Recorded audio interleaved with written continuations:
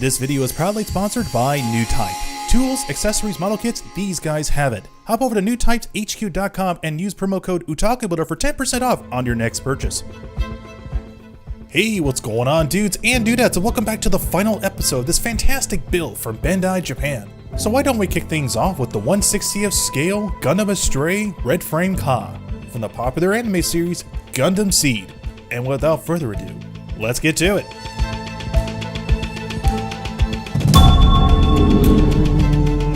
Welcome back, my dudes and dudettes, to part 3 of this final build of the Red Frame Astray. Now in this video, I'm pretty much going to be targeting the legs and the arms and the hands and applying the waterslide decals. But other than that, kick back and relax and enjoy the music, and enjoy.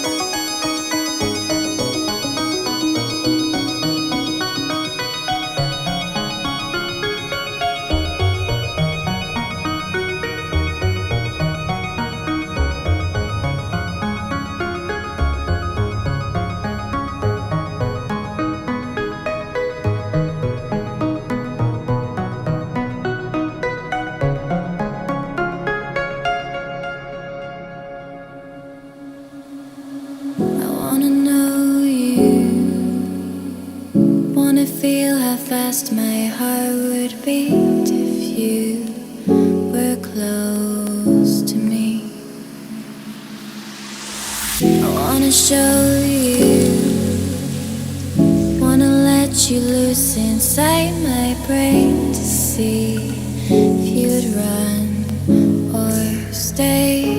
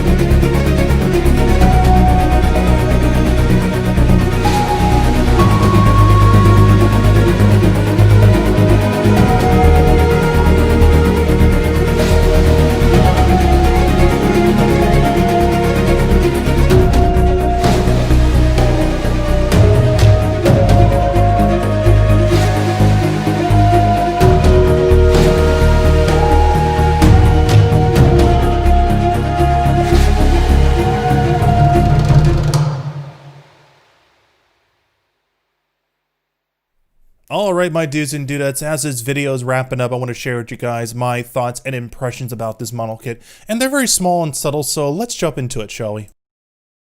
So I'm going to talk about the bads, and they're very superficial, because the original Red Frame Gundam goes for $150, which is affordable, where this one is roughly around $250, depending on the taxes you purchase it. And it comes with everything that the first Perfect Grade comes, and then a little bit more. So essentially, this is like the definitive version, which is great, but for someone that, let's say you already built the first one, but you're jumping into this one because there's some new armor pieces, it could be a bit distracting and at the same time kind of frustrating, because not every piece is designed the same, especially like the sword hilt mechanism. It's clearly designed to be on the right side, and they didn't bother molding a custom version of that for the left side. So it's a small little tidbit. I understand they had to get this out at a certain time, but that is one detail that you should never overlook when you're putting out a product to the general public. So there's that. My last and final gripe of this kit is the action base for the V form. It looks really cool, but at the same time, it's a standard 1/100 scale action base. It would have been really cool if Bandai went the extra level and just made a custom base for it, because even as sturdy as it is, it's still not stable enough to hold the mobile suit sword, even when it's in the V form, because that sucker's designed to tilt forward. Granted, there are some pieces on there to keep it stable, but if you put it on the bookshelf, it is prone to fall over, so keep that in mind when you're building this mobile suit. So that pretty much wraps up the bad. Now for the good, this kit's awesome. Granted, this is my 5th one building it, but hey, 5th time's a try, you know, it works out for everyone. Worked for me. I built 2 master grades back in the day, and then I did build the Red Frame Perfect Grade. I did enjoy it, but that was my first venture in learning how to create a metallic surface, and it looked good. I went for a silver base coat and then a clear coat over it, but it didn't give me the effect that I want, like how I pulled off with this one. So many years passed, Nelson's came up with their Perfect Grade, which I absolutely love, so there's a video for that. But even still to today, it is not a legit Perfect Grade. It's basically a blown up master grade with the height of 60 grade stats.